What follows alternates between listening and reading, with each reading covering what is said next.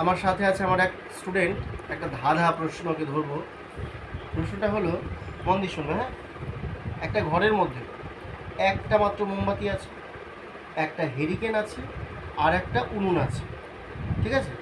এবারে প্রশ্ন হলো যে তোমার হাতে একটা মাত্র দেশলাইয়ের বক্স থাকবে, আর সেই বক্সের মধ্যে একটা মাত্র কাঠি আছে, একটা দেশলাইয়ের বক্স, তার মধ্যে একটা কাঠি।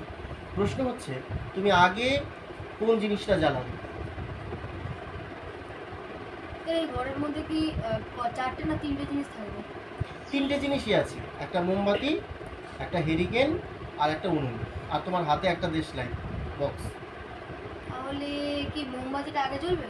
সেটা তুমি আমাকে অ্যান্সার বলো, সবাই শুনছে, আগে কোন জিনিসটা জ্বালাতে হবে? তাহলে নিশ্চয়ই দেশলাই বাক্সটা মানে দেশলাইটাই আগে জ্বালাতে হবে, নাহলে তো মোমবাতি জ্বলবে না। ঠিক।